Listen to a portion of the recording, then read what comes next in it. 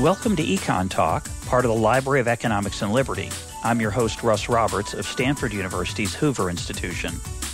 Our website is econtalk.org, where you can subscribe, comment on this podcast, and find links and other information related to today's conversation. You'll also find our archives, where you can listen to every episode we've ever done going back to 2006. Our email address is mail@econtalk.org. We'd love to hear from you.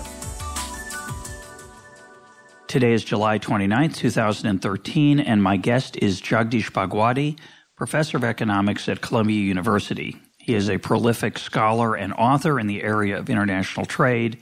His latest book is Why Growth Matters, co-authored with Arvind Panagaria, a study of the past and the potential future of the economy of India.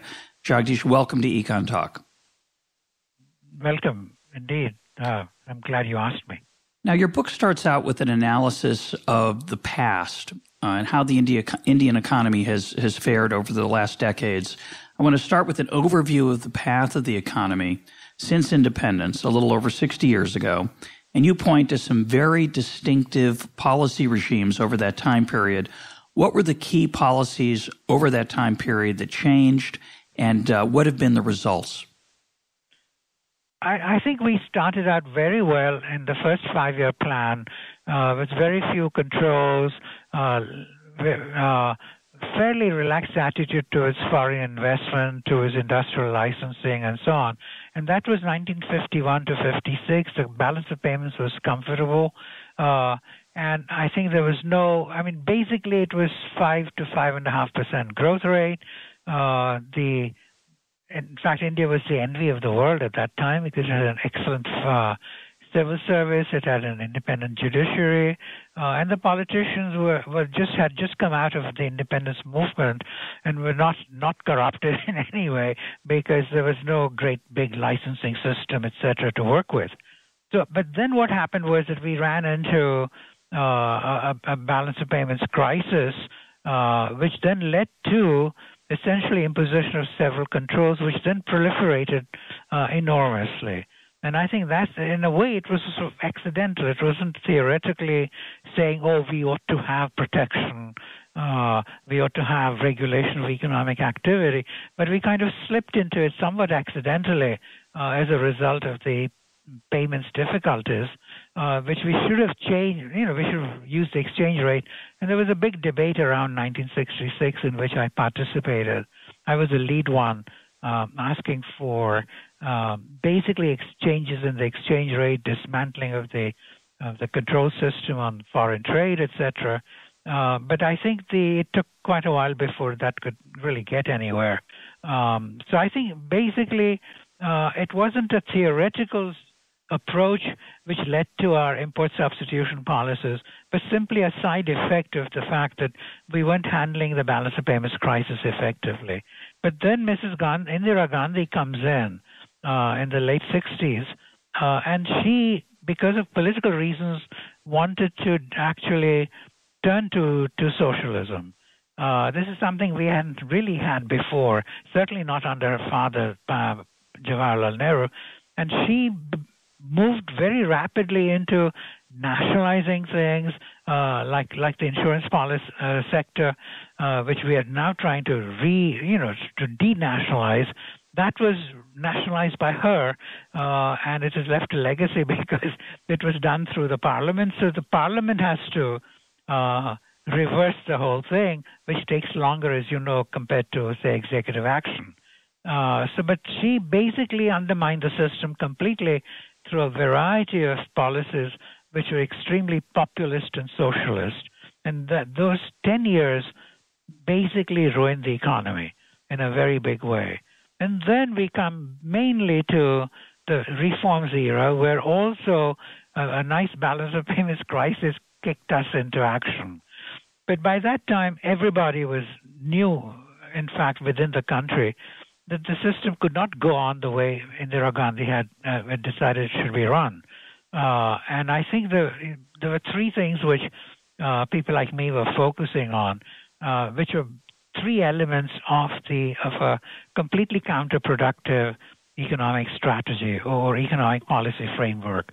I mean, one was complete proliferation of restrictions, much like the Republicans worry about here today, but far worse. I used to say in my after-dinner speeches that the trouble in India was that Adam Smith's invisible hand was nowhere to be seen. I mean, literally, it was a kind of anti-dash market fundamentalism everywhere. Two, we were very mindful and worried about trade. And so trade is a proportion of GNP. We were the only country that had over 2 decades reduced that share. And thirdly, on direct foreign investment also, we had actually completely eliminated it, inward flow of investment. When I started writing about the reforms in earnest again in 1991, I looked at the amount of direct foreign investment we had, and it turned out it was, in fact, $100 million. That was the equity investment inflow. You just have to take a look at a map of India and you say, well, how ludicrous it is. I mean, even Stanford or Columbia University's budget is bigger than that. So I thought there must be a mistake. I must be missing a zero or maybe 2 zeros. But it wasn't. That was, in fact, what we brought it down to. 100 million. 100 million. Yeah. You can't believe it. So, in fact, we were terribly inward-looking. And we were autarkic, and we were also had senseless restrictions everywhere, which would have made even Kafka blush. So I think that is where I think we decided in the end that, and since some of us, like I, had been writing it along with my current wife, Padma Desai, we wrote a famous book in 1970, which laid out all of this and said how it should all be dismantled. And in fact, when the current prime minister, when he became the finance minister in 91 and had the privilege of really dismantling a whole lot of restrictions and so on, and eliminating the licensing system, for example. So when he came in here in 92 to woo our, big CEOs of McKinsey and Boeing and, all the big ones were there. And he invited me and my wife Padma to the meeting for lunch. And as we entered, he turned to these guys and said, these are 2 academics, but they're good friends of mine. And they wrote a book about over 20 years ago outlining the entire agenda of reforms, which we are now trying to implement in 91, and if we had implemented them in 20 years ago, we would not be having this lunch because you would already be in India as a result. So I think that is so after 91, we never looked back because the economy took off in a very big way, doubling the growth rate and escalating it till it reached about 8.5 to 9 compared to 3.5 at most 4% in the previous 25 years. And the big thing there, of course, was that in India, like here, for example, there's this great deal of concern with poverty. But we were in favor of rapid, changing, dismantling this framework, producing growth, because we saw that growth would have a twofold effect. First is growth would, in fact, as far as poverty is concerned, would be a pull-up strategy, because it's very common to say, that's a trickle-down strategy. You see that continuously on the part of the left. And this is a crazy way to think of it, in my opinion, for many big countries with a lot of poor people, like China, India, Brazil, South Africa, Indonesia, which is about 3/4 of the world, as you know. But for those countries, there's so much poverty with which you start that to say that you're going to have growth means you're pulling people up through providing opportunity to them, pulling them up above a poverty line. And so we managed to have an impact on 200 million people who were drawn up above the poverty line. To think of it as a trickle-down strategy is an absurd, wrong kind of image to have. So I've been responsible for familiarizing the terminology. Pull-up strategy is against trickle-down strategy. And two, and this is a very important point actually, the growth itself, as we doubtless know here too, means that your revenues at any given tax rates are likely to go up. Once the revenues go up, then you can spend money additionally to improve the poor, not just by giving them gainful employment, but you can additionally improve their welfare by basically spending on health and education, mainly for the poor. So these we call redistribution, but these are social expenditures. And so that is a secondary impact.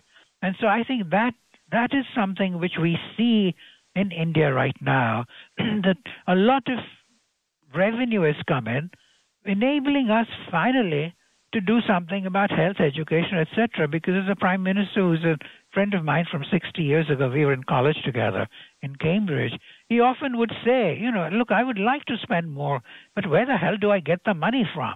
Because, people like Amartya Sen and Mahbub Haq used to sort of just say, oh, but we can spend money by reducing, the expenditure on tanks, that if you reduce a tank, or if you don't buy a tank, you can build 5 primary schools.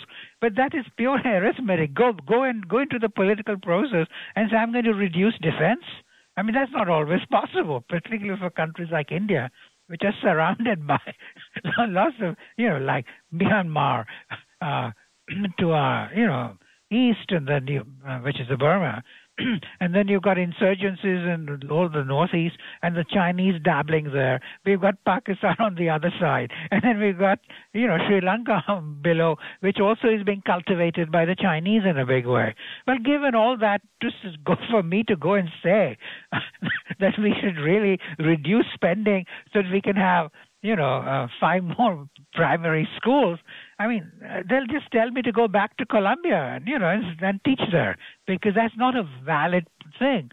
But on the other hand, if you are generating more revenues, that is really going to help. And that's what has happened. Now, we see, therefore, a sequencing for large countries where there are too few rich and too many poor, and that applies to all the countries I mentioned. We first have to grow the economy. Then we come in a proper sequence to spending more on social expenditures. Of course, you can spend some more at any time, but not significantly enough to make a difference to my argument. I want to go back to the 1991 reforms, which you linked to the increase in growth. And your critics have suggested that growth started before that. And then there's also the fact that growth takes off in 2003 and 4 to a new higher level even. How do you first react to the critics who say, well, it wasn't really the reforms? And secondly, what's your explanation for the increase in the growth rate in the last decade? Because if you look at the preceding decade, there was very definitely the growth actually takes place towards the end, by which time several tariffs, etc., have begun to be reduced. So we already have some of the reforms in progress, so not on a massive scale. So it is true that you're talking about the decade before the reforms were put in place. The decade before the 91. Late 80s, yeah. Right. And so it is not correct to say that there were no reforms at all. In fact, we were inching our way towards it, and there were fairly substantial reforms compared to what went before, but there was nothing like a blitzkrieg, which is what we had in 91. And so I think the criticism which is being advanced, that had nothing to do with any kinds of conventional growth-enhancing reforms. It will not wash, and we do take this up in our book, which we have brought out, because that is one of the things which is usually advanced against the notion that the 91 reforms didn't help. Secondly, because the reforms are massive, the increment in the growth rate was huge compared to whatever we had in the 1980s. So it's not comparable at all. And if you take the entire decade, it's true, it is more like 5%, whereas after that, 91, we get something closer to 8%. So there's a huge escalation afterwards. So we were moving slowly, as India always does. India rarely goes fast, as you know. And actually, there's a joke which we had a prime minister called Vajpayee, who was actually the BJP, the opposition party guy. And he used to be very slow in the way he talked. So people were not, and so Tony Blair told me that he had once gone to George W. Bush and said that he was going to see the Prime Minister Vajpayee. So George W. said, "Oh, but you were there last, just 6 months ago." So Tony Blair said, "Yes, but that's when I asked him a question, and now I'm going for the answer." So, that's cute. There is a different pace, you see. Yeah. Things take a little longer. And so I think we were inching our way, but there's no way we were anywhere close to very substantial reforms. It's anybody's guess what might have happened if we didn't have a balance of payments crisis. And as we know, from Confucius and whatever, a good crisis is very welcome if you put it to good use. But which reforms of 91 do you think were the most important? The most important was sweeping away the entire industrial licensing system, virtually all of it. This was the biggest problem we had because we had no competition as a result, because we had import licensing on an extensive scale because of the autarkic attitudes which I mentioned. And so you could not have imports freely coming in or even partially freely coming in to provide competition to your domestic production. At the same time, because you had a licensing system which was run on the basis that if you had some capacity in the system, there was no point adding to capacity. So they completely restricted entry on the domestic side. So you had neither domestic entry, nor did you have foreign entry. So you had, people who were just earning monopoly rents. And there was I remember, and at the same time, because of licensing, there were, hardly any economies of scale. Like we had 3 car plants actually producing 10,000 cars each, before the changes started, and it started allowing lots of new capacity to be installed. And when they went up for the automatic protection, because that had to be calculated, so it was almost guaranteed. So one of the judges on the tariff commission said that in an Indian car, everything makes a noise except the horn. And this was right down the line, absolutely. And that was the thing which really needed to be changed, because in the absence of competition, as everything failed. What changed in the politics there? If you look at a lot of foreign countries, that's a common problem, that domestic suppliers, domestic companies are protected both from foreign competition and domestic entry. It's a problem of cronyism that's very common outside the United States and sometimes even in the United States, depending on how politically powerful those industries are. What changed in 1991 that muted that? Ours was across the board. It wasn't as if we have any favorites who were being protected, like our sugar people and so on. It was really the system worked on automatic protection for anybody who happened to have any capacity licensed and so on.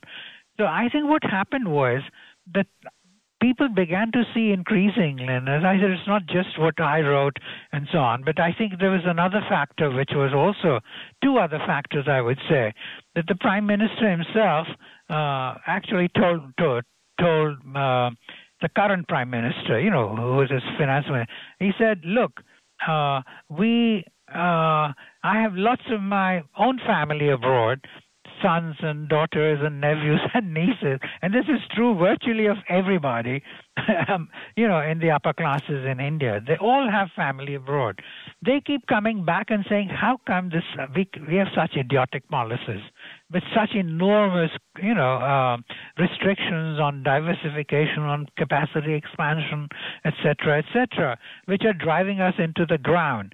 And so the diaspora effect is what I call it, that a lot of young people coming back said, you really cannot have this, because India is really losing rapidly its position in the world economy. Because if you're not performing well, nobody's going to pay attention to you. And the second thing I think was that as increasingly people went out, and this is true of the French as well, who have because we both have a very high regard for ourselves, India because of its ancient culture, and France because of its post-revolution and so on. But anyway, for the last 200 years, the worst kind, they would go abroad and they would find that nobody took India seriously. So the Indian politicians and bureaucrats were increasingly running into situations where they were simply disregarded and looked down upon. And as I wrote in one of my books before the reform, I said the worst kind of psychological position to be in is to have a superiority complex and an inferior status. I think that got through as well. So I think there's a variety of factors. So endogenously, I don't think it has anything to do with the Washington consensus and pressure from the IMF and World Bank, because, you can always get around it. The conditionalities are so diverse that you can always say, I'll do 3 things now. I'm working on another 5. 10 more I will turn to later. And, you can get away with if you're smart, which the Indians are, I'm afraid. Too smart for their own good. And so it was an internal change. And I've written in the book also, actually, that you take the three countries which were really remarkable in terms of turning around almost similar periods. One was Gorbachev's Russia. Gorbachev realized the thing could not go on. Russia couldn't go on the way it is. If you look at a chart, which we've reproduced in our book, the growth rate was plummeting down and down. And of course, in the end, with perestroika, because it was badly managed, it went even into negative numbers. But that's later. But the system was, rapidly winding down. And I think Gorbachev realized it. And of course, President Reagan gave it a shove as well, because they could not compete with us. And that played a little role. But basically, the Russians themselves, the Soviets, had realized, they'd lost the game. And they had to do something and shape up, meaning reforms. And then you take Deng Xiaoping. I don't think you can claim that it was somebody from Washington who was doing it to him. They also arrived at their own thing. And in our case also, it was endogenous arguments, produced by people like me and others, which steadily had, cut away at this sort of smugness that, we have it right and somehow we'll always work it out and so on. Finally, they decided to change the system. And I think so all the three big countries had nothing to do with Washington consensus. It was an internal, change of mind.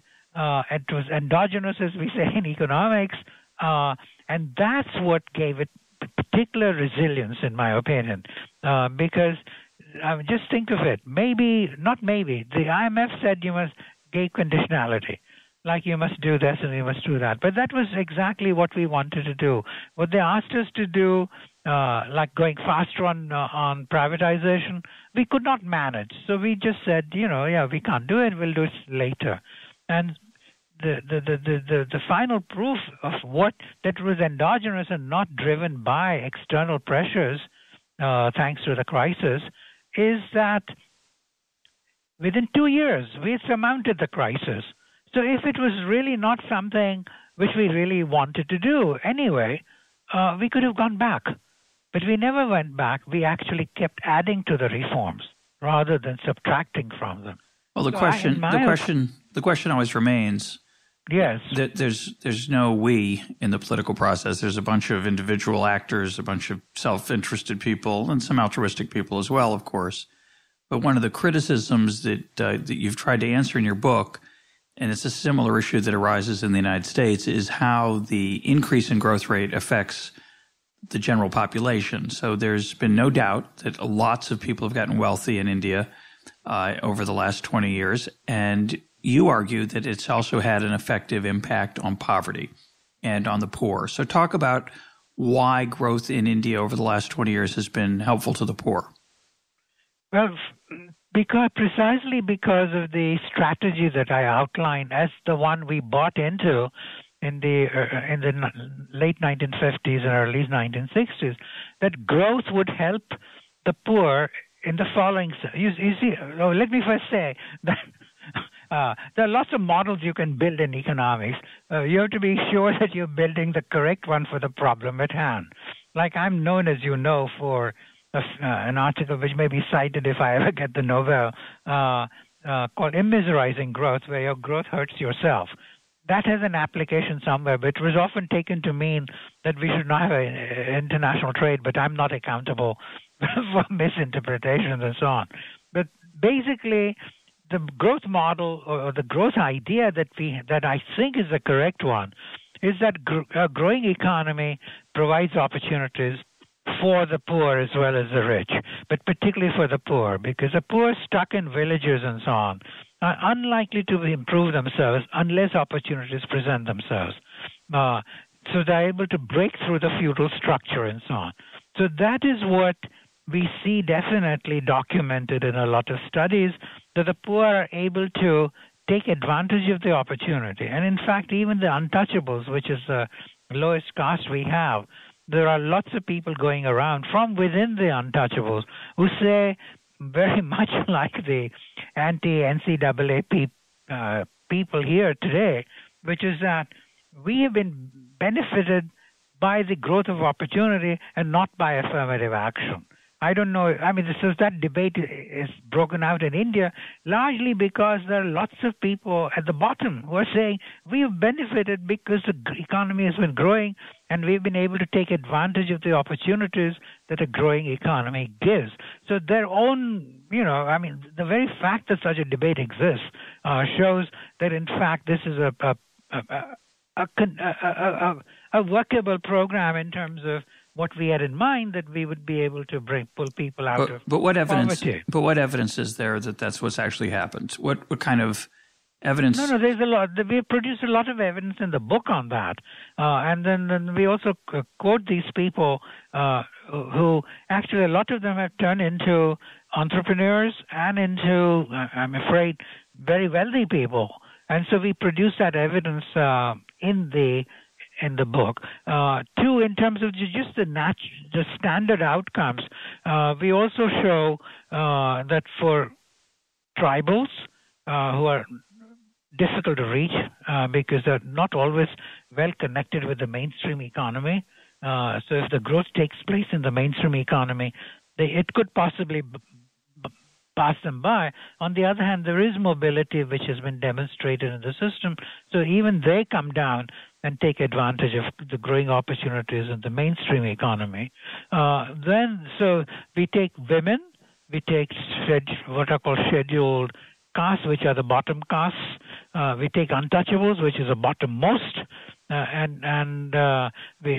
when we take all of these groups, and I don't know if I mentioned women too, then all of them, according to the studies which we cite, and there are tables in the pie charts and so on in the book, which show that actually all of these groups have improved. And secondly, some political scientists like El Stepan, who is one of our colleagues and is a very famous political scientist who works on democracy, and with Juan Lentz of Yale, a major figure in political science, they've actually gone and asked, done surveys asking people, have you improved yourselves? And, this is both in rural and urban areas. Have you improved yourselves in the last 5 years? Not asking them, did this particular reform help you? Because they can't connect up a specific reform with what's happened to them. Like you say, you ask them, does the exchange rate change help you? They don't even know what an exchange rate is, so they'll probably give you a yes or a no, depending on just taking like tossing a coin. But if you ask them, have you improved yourselves? Large numbers, a definite majority say yes. If you ask them, do you expect this to continue in the next 5 years? Again, a very large number say yes again. So that is a kind of evidence both in terms of objective reality, in terms of what's happening to their incomes, and also what is happening. I mean, what they're saying about what's happening to them. I think those kinds of evidence is what we produce. So really, when anybody says, like some of my, our opponents like Amartya Sen and so on, they don't have any such analysis on their side. They just assume that if it's growth, it's going to be for people like you and me and them. It's not going to be for the poor people. But that's not true. So I guess one of the criticisms they'd come back with is that India remains a very poor country on average. Per capita income remains very low. Right. And while some people are better off, maybe most people, they're not doing great. They're doing better than they were. Poverty measured by either a particular definition of a poverty line or by the number of people earning less than $1 a day or $2 a day. All those metrics show improvement, but there's a long way to go. So the question is growth a reasonable strategy for the next decade or two? Is that the best way to help the remainingly still frustratingly large number of people in India who have a very tough time? But I think that's a very good question, and I would say that I'm optimist because I do think that in a country like India, where there's still a lot remains to be done. If only we'd started the reforms 25 years earlier, as the finance minister was saying in New York in 91 or 92, we would have been much better off. And the latest numbers on poverty reduction are astonishing, actually, which have just come out in the last few months. And those clearly are related to the growth of the economy before the current government's sort of slackness took over. But I would simply say the following, which is that you have to bring in politics exactly the way you're doing. And I would say what growth has done is to arouse expectations. We used to call it the revolution of rising expectations. I call it a little more pointedly the revolution of perceived possibilities. Until growth started in a big way, nothing much was happening to the fortunes of the poor.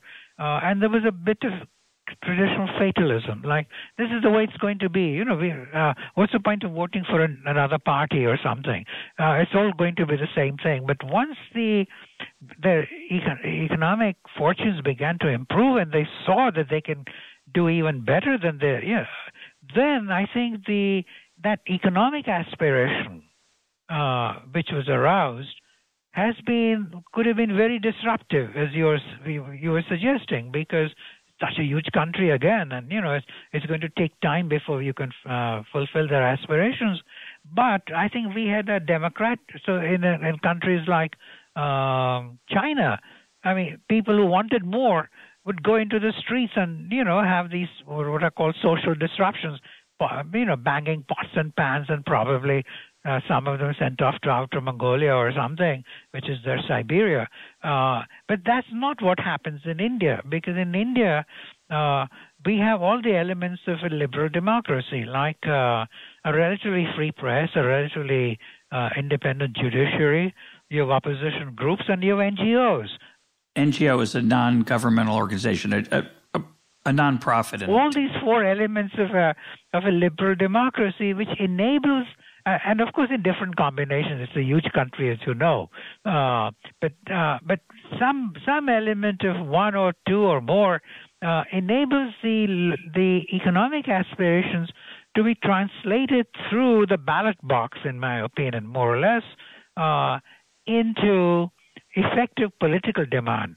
And I think that's a stabilizing factor. So you don't see, except in a few places where traditionally we've had armed insurgency and so on, but the country and the large, I see it as as a nice combination of economic growth and arousing aspirations, which in turn interact with the democratic political process to give us the momentum for further reforms and moving ahead, however slowly, because if we didn't have the democracy, it could easily wind up with disruptions and so on. Well, and I think that is our strength. So I think the politics has to be brought in.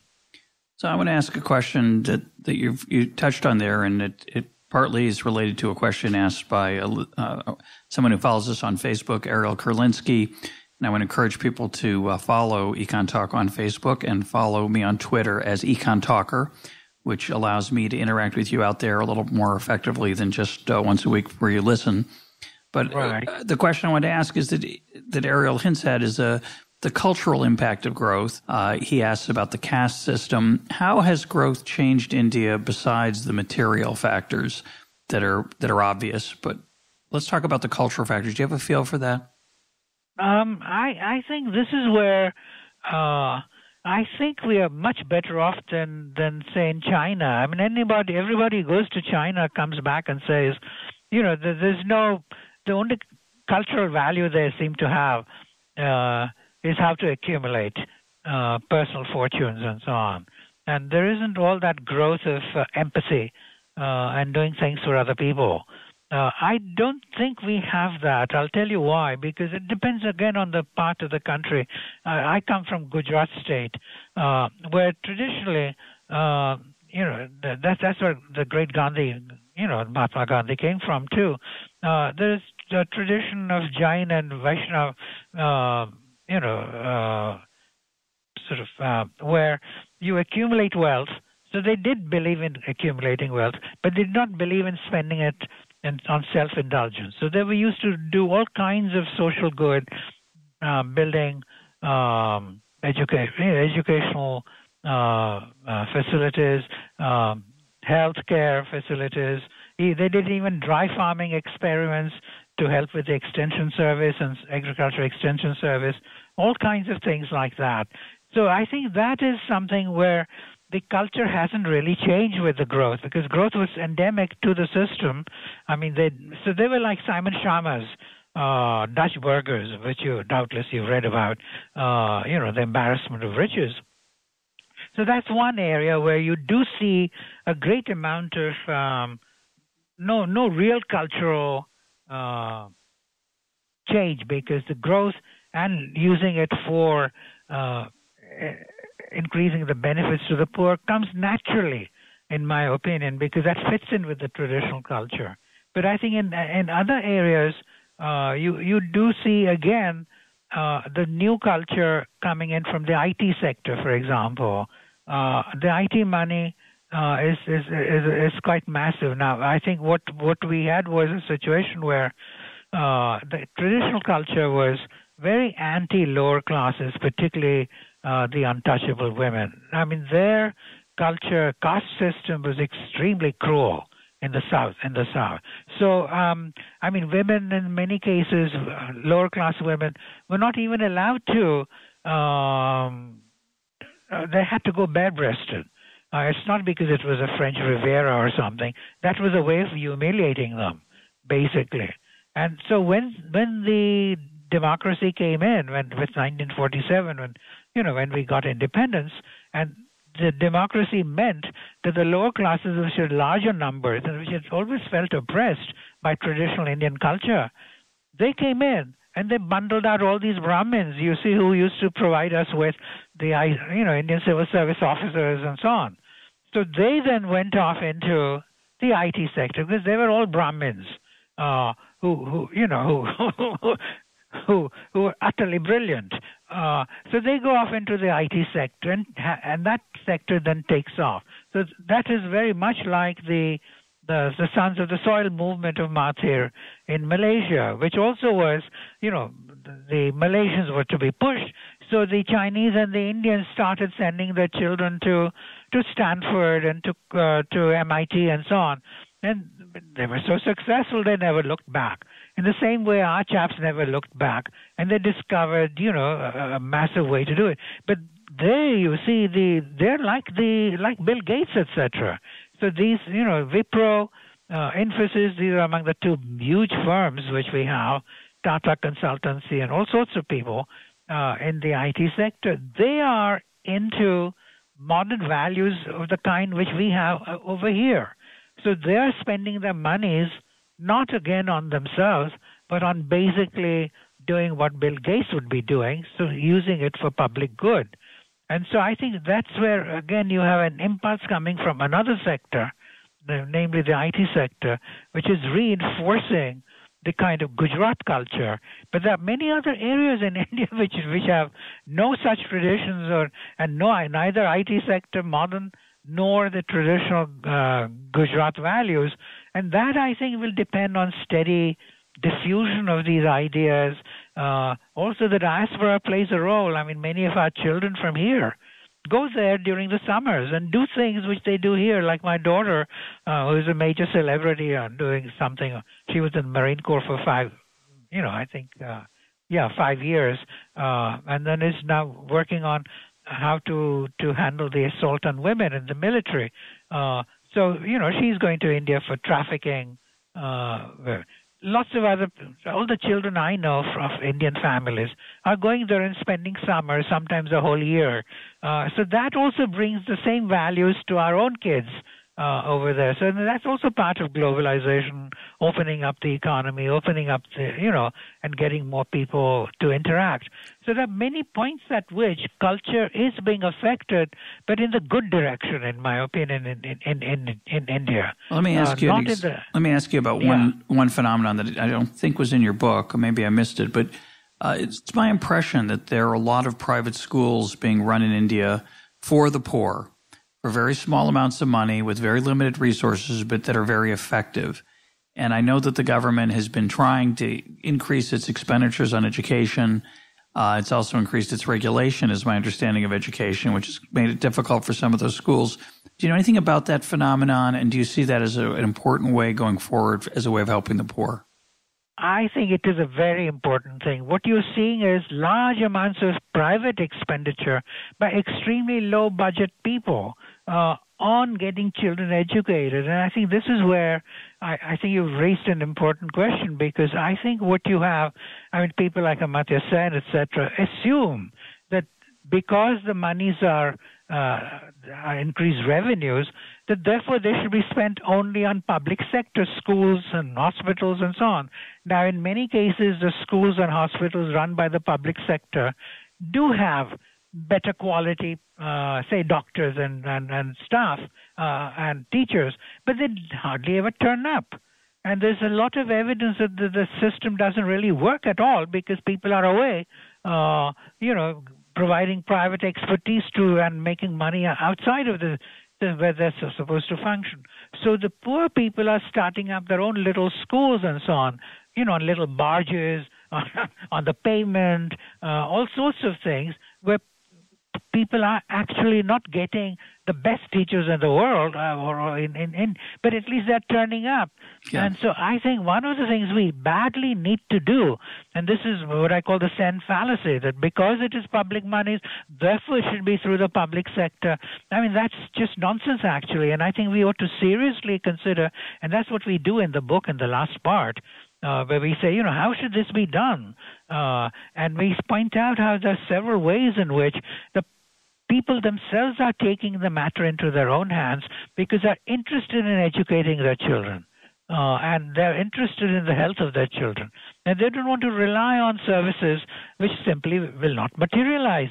So you have to compare the reality of what goes on in the public sector with the reality of what goes on in the private sector. So this is where some very good non-governmental organizations are working on how best to supplement and improve what the private schools are doing, rather than to keep throwing money down, the public sector approach. And I think this is another thing which is also cultural. People just assume that somehow it's the government which must do things because they've never really thought of the private. Yeah, we have that problem here in the United States too. Now, yes. you've mentioned a couple times Amartya Sen, and one of my followers on Twitter, Sumit Kulkarni, wanted me to ask you about this, and it's as did a few others. I think Lynn Kiesling was interested on Facebook. You've had a very public set of disputes with Professor Sen. Right. What is that disagreement about, and is it real, or is it just a matter of emphasis? What are the key issues that you're arguing with him about? And I hope we can get him on EconTalk shortly to give his side. But for now, what is your view of that dispute? I think the two things. One is, while he denies it now, he's never been supportive of reforms, which led to the 1991, post-1991 transformation of the economy at all. I mean, he says I was for reforms, but if so, he kept it nicely hidden up his sleeve. Whenever it came to growth, which is at the heart of the strategy to improve the well-being of the poor by pulling them up into gainful employment, etc., etc., he always, on growth-enhancing measures, he was always against them. Like in a famous paragraph which I've quoted, he said, people spend too much time deciding whether Coke should be allowed to enter. Coca-Cola into India, and they neglect the poverty, the fact that the country is poor. And so I say, look, I mean, this is absurd because DFI, direct foreign investment, is a growth-enhancing strategy. And once growth is enhanced, that will in turn lead to prosperity. That will in turn pull up more people into gainful employment. So it will actually affect the poor.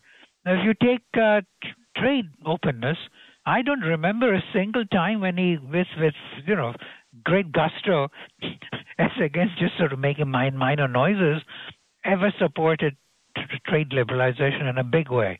I mean, if you really believe in something, you go out, particularly with this kind of reputation, right, in the system. Never, ever.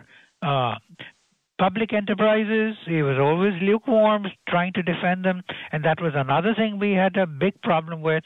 So he was, he was not in favor of the state transport, the public transport being privatized.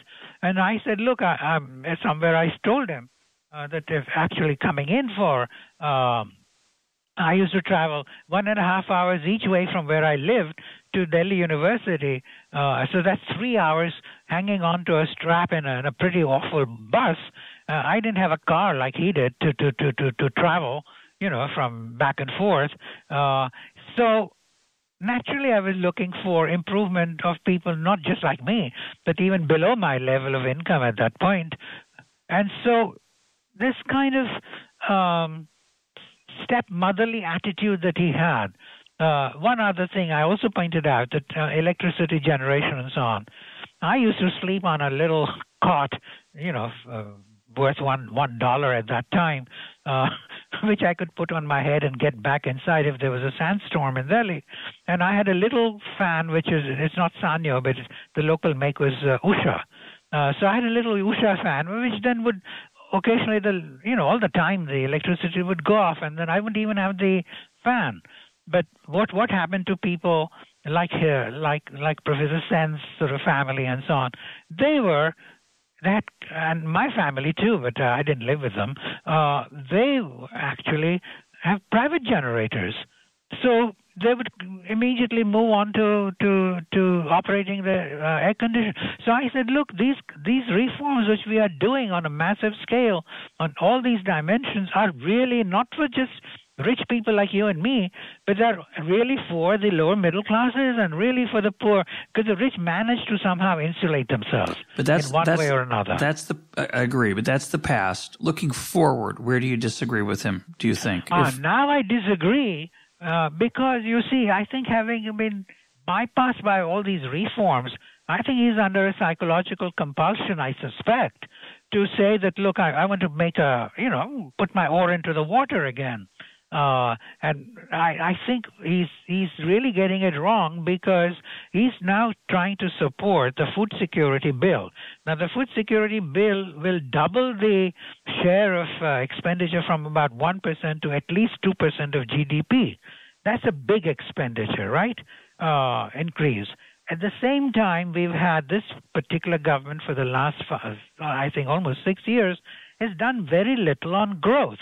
So the growth-enhancing measures have been on hold, more or less. So then right now, they're beginning to wake up again, but that's going to take some time before it has any effect. So what you have is a situation where the reforms have, or rather the reforms having been stalled, the revenues have been slowing down. The growth of revenues has been slowing down.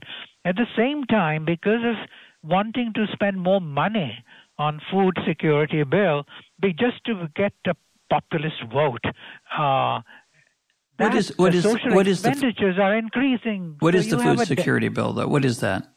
That is where you have to you give a certain amount of food for free in public distribution. Like food stamps. Basically. Like food stamps here in the United States. Like food stamps. But the point is they're doubling it now, purely not because there's any huge compulsion to do so, except political. They think they're going to get a lot of mileage out of it. And you see, this is also something that the government has been steadily doing, which is itself risky, which is, as you know, I mean, basically the civil and political rights are supposed to be relatively cost-free. So like habeas corpus has to be provided even if you're a poor country, okay? But the economic rights, they are expensive. So these are two separate things. So what this government has been doing is increasingly shifting from the approach where you just have guiding principles, what we call directive principles, to turning each of these things into rights, which means you've got to spend monies, which of course leads to a great pressure to spend more money, and that's what they've been doing. You see, so it's part of a general debate we've had ever since the Constitution in 1947. After we became independent. But right now, because they want more and more votes, they've been we could afford to do some of this because the growth-enhancing policies had were steadily increasing revenues. But now, having slowed down all of that, the government is now in a situation where they're on a high speed on social spending, but they're on a low speed on raising revenue. So now we are getting exactly the problem, which is a disjunction between what you're taking in by revenue, which permits you to do these social expenditures, and the steadily expanding politically driven social expenditures. So my fear is that this is going to lead to, this disjunction will mean most definitely inflation. Because, that's what happens when you spend more than what you're taking in.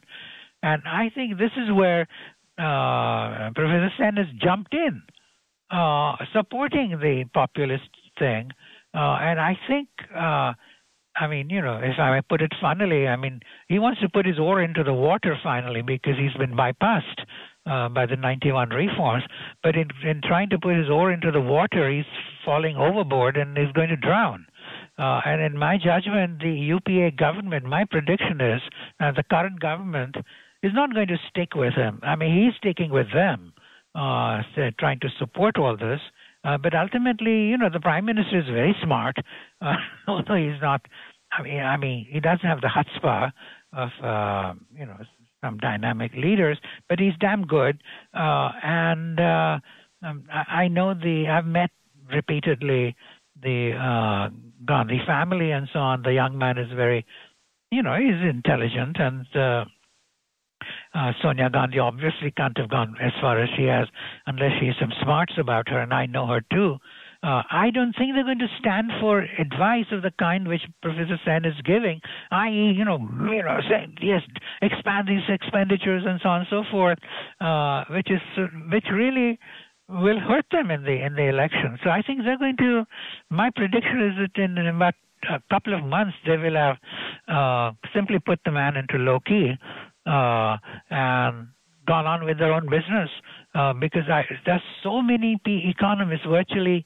I can think of about 15 who have written detailed, specific criticisms of the food security bill expansion and how it poses dangers. And I think the leadership of the current government is bound to take notice because these are not general criticisms. These are specific criticisms, which he's not been able to answer at all. Well, I'm going to give him a chance. We'll see if he joins. Yeah, you can ask him to do that, but put him on the map because there's no way. Because he's never shown how you can get more revenue. He just assumes it'll fall like manna from heaven. Well, I'll give him a chance. But God is asleep at the watch. We're getting short on time. I want to give you. I want to close with a more philosophical question. Why? Because it's interesting. So here's the question: you have made dramatic claims in your book and in your writing about the impact of various policies on growth, and you've documented it with lots of charts and graphs. I want to raise two questions, though, let's get your reaction. One is the quality of data about the Indian economy, about poverty, about expenditures. How accurate do you think the data measurement is in India? That's the first question. The second question is, given how complicated the world is, given how the fact that India is increasingly in an international world, is connected to the international trading system, connected to the events around it, how confident are you that the policies that you want to credit for the good things and the policies you want to blame for the bad things, how do you know that they're really what's going on and it isn't a more complicated set of phenomena going on? I think on the first one, I think we have the world's leading Indian Statistical Institute, from which mathematical statisticians have gone out all over, populating U.S. departments and so on and so forth. I mean, it's a huge success, which also shows that bricks and mortar are not the way to go. It's a dilapidated building, but, world class in terms of its human capital. They, from the beginning, have had sample surveys, which are statistically unassailable in terms of sampling theory, etc. So I think over time, and we are talking of almost 50 years, there's a huge amount of improvement continuously going on. So I would say the quality of the data is very good. It's just unusual even by our standards. So I think that is something we don't need to worry about, and I don't think there is any politically motivated data generation like many people fear in China. Though that's another extreme example. So I would say no, I wouldn't worry about that. But what I also would say is that I've talked to social anthropologists like Gilbert Etienne of Geneva and Paris, who is probably the leading anthropologist working on it. And he's done what I call doing a Jan Myrdal, in his North Korean village study way back. He's gone back to the same villages again and again and again, and he speaks Hindi fluently and so on. He almost looks like a peasant, and he's been recording continuous improvements in every village that he's gone through, particularly the ones which are rainfall fed or irrigation fed and so on. So I think, we in economics, I feel that we have to use a Rashomon approach, to use different techniques to try and get a sense of what's happening. And I'm convinced, actually, that in fact things have improved dramatically in the countryside. So it's not just because of the NSS data, National Sample Survey data, and so on. On the second one, it's of course we exist in a world economy. If the world economy goes down the tubes, of course we will be affected as well in India. But there are ways of coping with what happens. In the sense that unless you're asleep at the at the watch, there are mechanisms and responses which we can actually, talk about. Now, if there's a worldwide deflation, which fortunately, thanks to the U.S., we seem to be avoiding right now, that's going to affect everybody, most definitely. A little less so us than China, because China is much more outward-oriented than we are. So this is a matter of, pros and cons. Because we are less open, than we should be, we still have some ways to go on opening up the economy, at least on trade side. We also gain less. On the other hand, when the downturn comes, we lose less. So again, you have to have careful assessment of where you want to be. What's the optimum amount of openness? But the question I want to close with is: you're awfully confident. Yes. You're awfully confident that the reforms worked, and that more reforms would be better, and that that the gains to the Indian economy over the last 20 years, particularly the last 10 years, are because of better economic policy. I'm sympathetic to that idea. But the world's a complicated place. Do you have any doubts? Isn't there a role aren't there things you're not measuring, you're not looking at? You've not looked at every bit of data. You've probably left out some of the things that aren't so cheerful about what's going on in India. Are you sure? How sure are you? And why? Well, I mean, there's the reason why I'm pretty optimistic is because I've seen the thing happen, as a result of the reforms. I mean, for years, when I was arguing for it, it was still relatively theoretical, for about over 20 years, because I just assumed, based on my research and my thinking in the 1960s in the Indian Planning Commission when I was working on the problem of reducing poverty, I just hypothesized, like some of the others, with whom I was working, that, only growing the economy would pull us out of would pull lots of people out of poverty. Now, since we didn't grow at all because of a, bad policy framework, we never could test that. So maybe I'm on a rebound in the sense that I've seen the thing work finally. The people who oppose the reforms remind me of what Ken Galbraith said about Milton Friedman. And I think, I admire Milton Friedman at least as much as I admire Ken Galbraith. But he said the trouble about Milton Friedman's policies was that they had been tried. And I think when it comes to people who oppose the reforms or have been lukewarm about them and have been sort of more or less implicitly or explicitly endorsing the way things were going on, I mean, their approaches have been tried and have failed.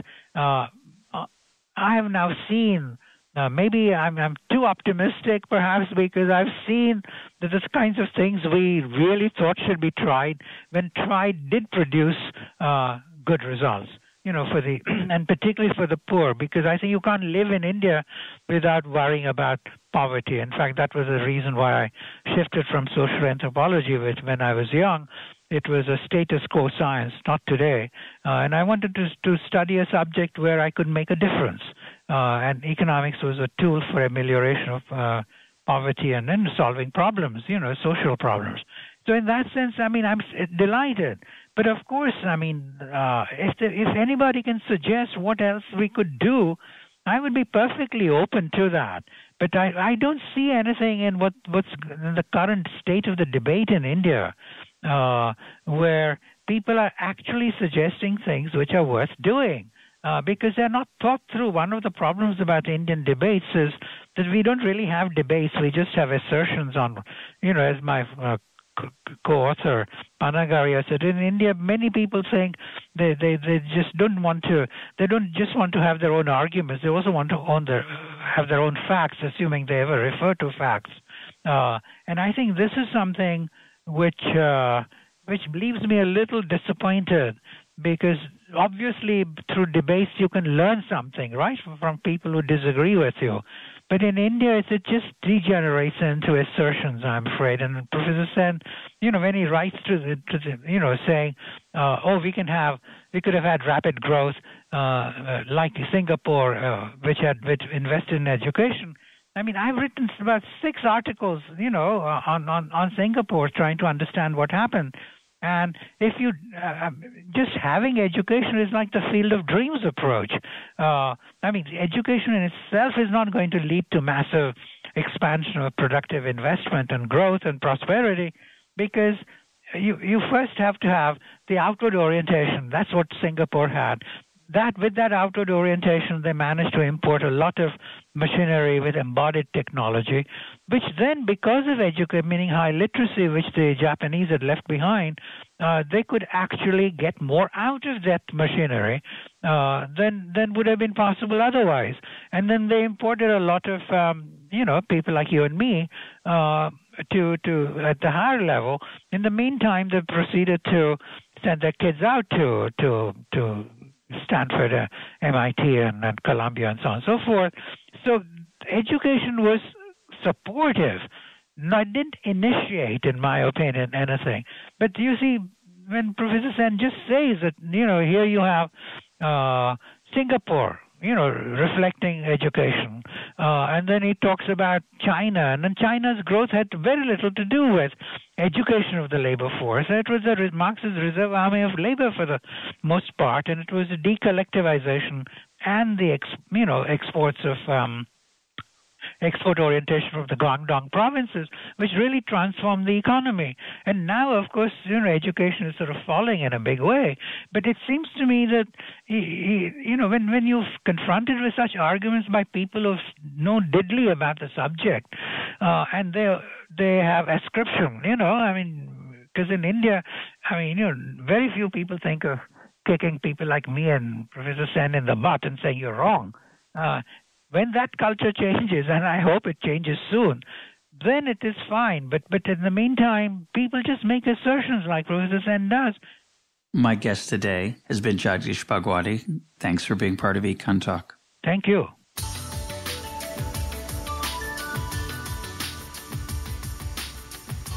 This is EconTalk, part of the Library of Economics and Liberty. For more EconTalk, go to econtalk.org, where you can also comment on today's podcast and find links and readings related to today's conversation. The sound engineer for EconTalk is Rich Goyette. I'm your host, Russ Roberts. Thanks for listening. Talk to you on Monday.